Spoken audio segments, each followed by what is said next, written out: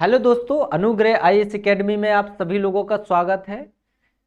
50 दिन में 50 मैराथन में आज जो हमारा लेक्चर रहेगा वो रहेगा मध्य प्रदेश की जनजाति। जनजातियों से काफी बार क्वेश्चन आते हैं और हमेशा आते रहते हैं। हमारा जो डाउट कंफ्यूजन जो भी रहेगा इस वीडियो के माध्यम से आपका सारे कंफ्यूजन क्लियर हो जाएंगे। तो धक्का मुक्की नहीं, आराम से, बिल्कुल आराम से पढ़ाई चालू कर दें, है ना। ठीक है, ऐसा नहीं कि हवा टाइप में अपन बढ़ जाए कि अरे यार पढ़ना है पढ़ना पढ़ना सब पढ़ना है। अब क्या पढ़ना है यही नहीं पता। पढ़ना तो सब है मगर क्या पढ़ना है यही नहीं पता है। तो सबसे अच्छी चीज ये है कि ये जो मैंने सीरीज लेके आया है ये पूरा का पूरा मैराथन है।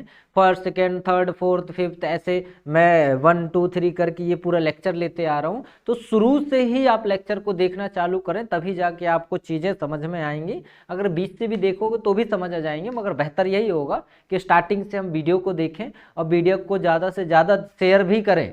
क्योंकि अपना उद्देश्य क्या है, मेरा उद्देश्य है कि ज़्यादा से ज़्यादा बच्चे मेरे लेक्चर को देखें। क्योंकि अगर जितना ज़्यादा देखेंगे तो कहीं ना कहीं उन्हें उनकी मदद हो जाएगी। जो बच्चे आज भी ऐसे हैं जो फीस पे नहीं करते हैं ऑफलाइन कोचिंग में जा जाके, तो वो इस वीडियो के माध्यम से अपनी स्टडी को कंटिन्यू रख सकते हैं। तो ज़्यादा से ज़्यादा इस वीडियो को आप शेयर जरूर करें, ठीक है। तो चलो स्टार्ट करते हैं आज का लेक्चर। जो हमारा लेक्चर है मध्य प्रदेश की जनजाति को मैंने मध्य प्रदेश की जनजाति को जनसंख्या के आधार पर, भौगोलिक के आधार पर बांट के रखा हुआ है।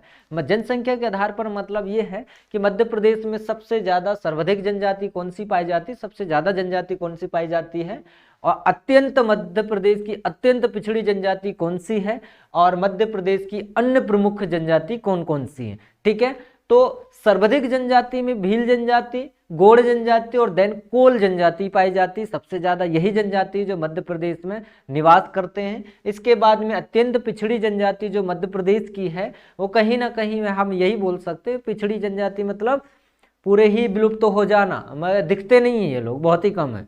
ठीक है, सहरिया, भरिया और बैगा जनजाति हैं जो आज भी भारत सरकार कहीं ना कहीं इन लोगों के लिए फायदे की चीजें लेके आता रहता है, मगर आज भी ये ध्यान नहीं देते हैं। ठीक है, तो इसके बाद में अन्य प्रमुख जनजाति है जो कोरखू, पनिका, अमुड़िया और परधी जनजाति है। जो ये भी जनजाति पाए तो जाते हैं मगर दिखते कहाँ हैं अपने को, है ना। ठीक है, तो भौगोलिक जनजाति जो है पूर्वी क्षेत्र के जनजाति को गोंड जनजाति, कोल जनजाति और बैगा जनजाति है। दक्षिण क्षेत्र की जनजाति जो है भरिया जनजाति और कोरखू जनजाति और गोंड प्रधान जनजाति। पश्चिम क्षेत्र की जनजाति भिलाला, कोरकू और भील जनजाति है। और कुछ अन्य जनजाति जो पाए जाते हैं सहरिया, पनिका और खैरवार जनजाति पाए जाते हैं। ये विशेष रूप से आप ध्यान रखें। अगर आपको पता नहीं होगा, एक मैप बनाइए, उसमें आप दिशा को लोकेट करिए, दिशा को देखिए। उत्तर वाला एरिया ये हो गया, पूर्व वाला एरिया, दक्षिण वाला और पश्चिम वाला एरिया। ठीक है, तो मैंने ऐसे बना के रखा हुआ, इसमें आप मेंशन कर लीजिए। उत्तरी क्षेत्र में सहरिया जनजाति पाई जाती है। ठीक है, उत्तरी क्षेत्र में कौन सी जनजाति पाई जाती है, सहरिया जनजाति पाई जाती है। ठीक है, आगे बढ़े अपन। ठीक, समझ में आ गया होगा जहां तक थोड़ा सा बताया। अब आगे चल के मैं तो एक एक चीजें डिटेल में करूंगा। ठीक है, एससी जनजाति और एसटी जनजाति को संविधान के कुछ संविधान में वर्णित किया गया। आर्टिकल एसटी जनजाति को आर्टिकल 341 में और एसटी जनजाति को 342 में, ध्यान रखना है ना। आर्टिकल में अगर देखा जाए संविधान के अनुच्छेद 341 में वर्णित किया गया, एसटी को 342 में वर्णित किया गया है। ध्यान रखना, एससी जनजाति को आर्टिकल या अनुच्छेद 341 में वर्णित किया है और एसटी जनजाति को 342 में वर्णित किया है। और मध्य प्रदेश में एससी जो जनजाति है वो कितना प्रतिशत पाए जाते हैं तो उसे भी आप लिख लेना। ये जो है वो 13% में कुछ हिस्सों में योगदान निभाते हैं। कितना प्रतिशत, 13%, याद रखना। ठीक है, और क्या बोलते हैं, एसटी जो जनजाति है वो 21% में योगदान निभाता है। 21% जनसंख्या है। टोटल पॉपुलेशन में देखा जाए तो 21% जो है वो मध्य प्रदेश में जनजाति एसटी कैटेगरी के लोग रहते हैं।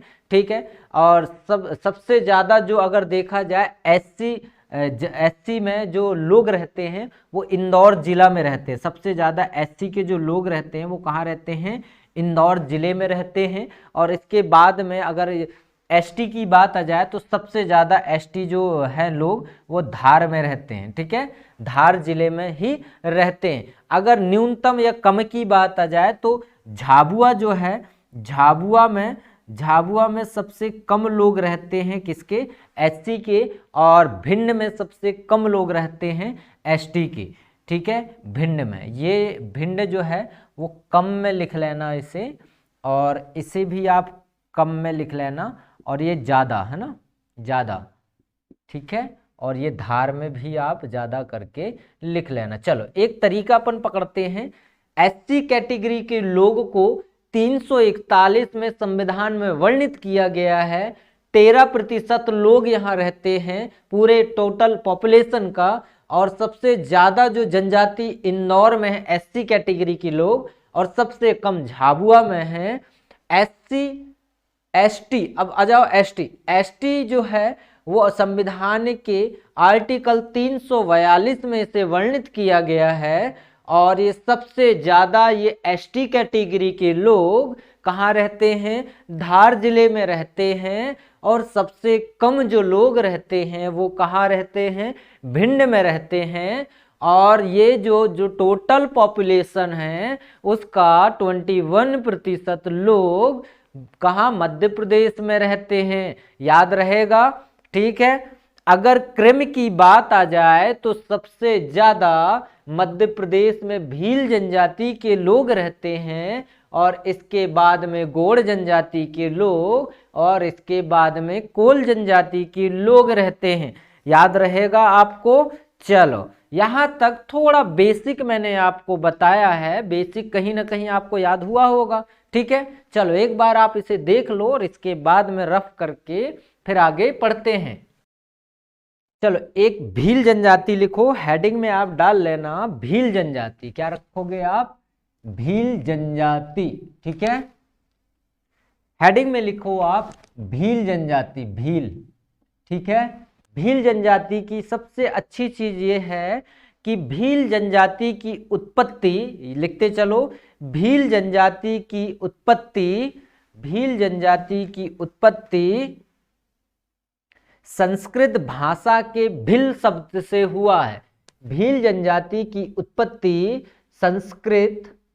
संस्कृत भाषा के भिल शब्द से हुआ है। किस शब्द से हुआ है, भिल शब्द से हुआ है, ठीक है। और भिल शब्द को द्रविड़ भाषा में, संस्कृत भाषा में भिल, और इसी को किसमें, द्रविड़ भाषा में क्या कहा जाता है, बील कहा जाता है, याद रहेगा, क्या कहा जाता है, बील कहा जाता है, ठीक है। और यानी इसका मतलब क्या होगा, धनुष या तीर कमान, ठीक है। भिल और बील का मतलब क्या रहेगा, धनुष या तीर कमान, ठीक है। धनुष या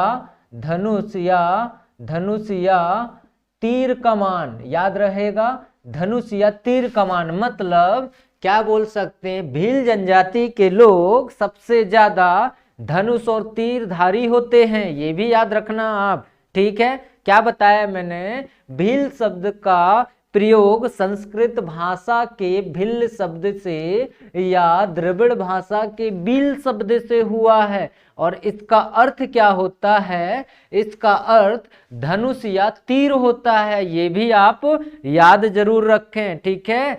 चलो इसका विस्तार, अगर उत्पत्ति तो हमने पढ़ लिया, अब इसका विस्तार देखते हैं कि विस्तार क्या है, कहाँ से कहाँ तक।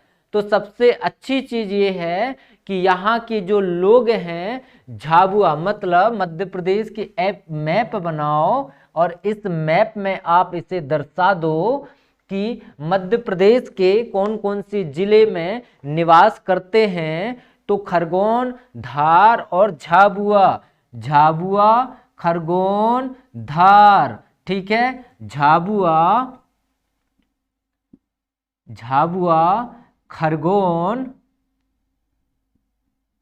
खरगोन और धार, ठीक है। भील जो जनजाति के लोग हैं, भील जनजाति के लोग, ये 3 जिलों में सबसे अधिक निवास करते हैं। ये याद रहेगा। या तो एक आप यहां भी लिख लो, अलीराजपुर भी लिख लेना, ठीक है, अलीराजपुर, अलीराजपुर, ठीक है, याद रहेगा। अलीराजपुर भी आप याद रखना, ठीक है। उपजनजाति लिख लो, उपजनजाति भी कभी कभी क्वेश्चन में पूछा जाता है, तो उपजनजाति आप यहां पर लिख सकते हो। उपजनजाति लिखना है तो उपजनजाति भिलाला है। उपजनजाति कौन सा है? भिलाला, भिलाला, भिलाला उपजनजाति है। और एक है कालिया या कलिया जनजाति भी कहा जाता है।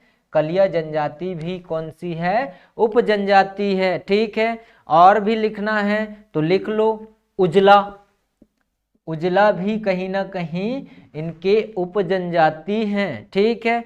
चलो, विवाह जो होता है, विवाह जो है इस जनजाति की, विवाह जो होता है वो विवाह कैसे? भगोरिया, भगोरिया, भगोरिया विवाह या पर्व में हम बोल सकते हैं इसे, ठीक है। ये विवाह जो है या उत्सव बोल दो आप इसे, मालवा के क्षेत्र में ये उत्सव को मनाया जाता है, ठीक है। भागोरिया जो है वो मालवा के क्षेत्र में इस भागोरिया को मनाया जाता है। कहा जाता है कि होली के 7 दिन पहले इस उत्सव को आयोजित किया जाता है। कब? होली के 7 दिन पहले इस उत्सव का आयोजन किया जाता है। और क्या इसमें इसके 3 चरण होते हैं। पहले चरण का नाम गोल गधेड़ो, दूसरे चरण का नाम गुलालिया और तीसरे चरण का नाम उजाड़िया, ठीक है, याद रहेगा। पहले चरण का नाम गोल गधेड़ो, दूसरे चरण का नाम गुलालिया और तीसरे चरण का नाम गोल गधेड़ो, ठीक है ना, याद रहेगा। चलो आगे बढ़ें। देवता जो है वो राजपंथा को माना जाता है। ये जनजाति के जो देवता होते हैं वो कौन होते हैं? राजपंथा, राजपंथा देवता माना जाता है, ठीक है। प्रमुख नृत्य जो है, नृत्य भी भगोरिया नृत्य ही होगा। भगोरिया नृत्य भी है इनका, उत्सव मतलब नृत्य है, ठीक है। चलो आगे बढ़ें और समझें चीजों को। तो ये लिख सकते हैं, इसके जो यहाँ के जो भील जनजाति के जो लोग हैं, इनके जनजाति के लोग के मकान को क्या कहा जाता है? जो जहां वो रहते हैं, निवास करते हैं, उस मकान को कू कहा जाता है। क्या कहा जाता है? कू, ठीक है। और कुछ नहीं समझना है इसे, कू कहा जाता है। क्या कहा जाता है? कू, ठीक है। उनके मकान को जहां वो रहते हैं, या तो बोल सकते हैं निवास स्थान को फाल्या के नाम से भी जाना जाता है। निवास स्थान को किसके नाम से? फाल्या के नाम से भी जाना जाता है। विशेष रूप से आप याद रखें, ठीक है। तो ये भी लिखो आप, भील जनजाति जो है मध्य प्रदेश में सबसे ज्यादा पाई जाती है। भील जनजाति जो है वो मध्य प्रदेश में सबसे ज्यादा पाई जाती है। और आप ये भी लिखना उसमें कि इनकी जो कृषि होती है वो झूम कृषि या तो चिमाता कृषि के नाम से भी जाना जाता है। झूम कृषि का मतलब क्या है मैं बता देता हूं। जो कृषि है, झूम कृषि क्या है? झूम कृषि एक जगह से दूसरे जगह, दूसरे जगह से तीसरे जगह अपने स्थान को झूम झूम के चेंज कर रहे हैं। मतलब एक जगह से दूसरे जगह, दूसरे जगह तीसरे जगह, ऐसा नहीं बोलना कि लात मार के दूसरे जगह भगा दिया गया, ऐसा नहीं। मगर ये जरूर बोलना कि झूम खेती, एक जगह उन्होंने खेती किया और उन्हें पता चला कि भैया अब ये जगह उपजाऊ नहीं होने वाला है, तो दूसरे जगह हम फिर खेती करेंगे उस जगह को छोड़ के, फिर उसके बाद तीसरे जगह हम फिर खेती करेंगे उस जगह को छोड़ के, ध्यान रखना, ठीक है। और इनके जो प्रिय पदार्थ या तो बोलते हैं हम गहना जो है, इनके जो आभूषण पहनते हैं उन्हें गहना कहा जाता है। जो ये भील जनजाति के लोग आभूषण पहनते हैं उसे क्या कहा जाता है? गहना कहा जाता है, ये याद रखना आप, ठीक है। यहाँ की जो जनजाति के लोग हैं क्या कहते हैं? इसे गहना कहते हैं। चलो, एक जो द भील पुस्तक लिखा गया है, याद रखना, द भील पुस्तक, ठीक है, ये भी पेपर के हिसाब से है, महत्वपूर्ण तो है। द भील पुस्तक किसने लिखा है? टी.वी. नायर ने लिखा है। किसने लिखा है? टी.वी. नायर, इस व्यक्ति ने द भील पुस्तक लिखा है। क्वेश्चन में आ सकता है, ठीक है। और यहाँ के जो लोग हैं रंग बिरंगे कपड़े पहनते, मतलब नंदना प्रिंट के कपड़े पहनते हैं।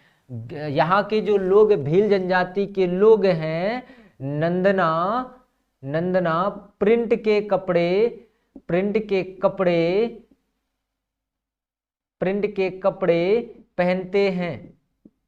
पहनते हैं। ये याद रहेगा आपको, नंदना प्रिंट के कपड़े मतलब रंग बिरंगे कपड़े ये लोग पहनना ज्यादा पसंद करते हैं, ठीक है। भील जनजाति के लोग रंग बिरंगे कपड़े ज्यादा पहनना पसंद करते हैं। चलो, यहाँ तक आपको चीजें समझ में आया। और नेक्स्ट जब हमारे जो पार्ट 1 में यहाँ तक चीजें हमने भील जनजाति तक समझा है, पार्ट 2 में हम गोंड जनजाति से स्टार्ट करेंगे। और एक बार फिर से आप देख लो कैसा क्या स्ट्रक्चर है और चीजें समझना चालू कर दो, ठीक है। जनजाति रिलेट करना कि जनजाति जैसे आप भी कोई ना कोई जनजाति के हो गई होगे, है ना। आप भी कोई जनजाति के होगे तो अपने जनजाति के बारे में पता करो, तो वैसे ये भी है, ठीक है। चलो मिलते हैं कल नेक्स्ट क्लास, मतलब इसी के दूसरे पार्ट में। ये पार्ट पहला हो गया, पार्ट दूसरे में हम मिलेंगे और पार्ट दूसरे में ही पूरे जनजाति को कंप्लीट कर दिया जाएगा। विशेष रूप से ध्यान रखें और ज़्यादा से ज़्यादा वीडियो को शेयर करना बिल्कुल भी ना भूलें। धन्यवाद, थैंक यू सो मच।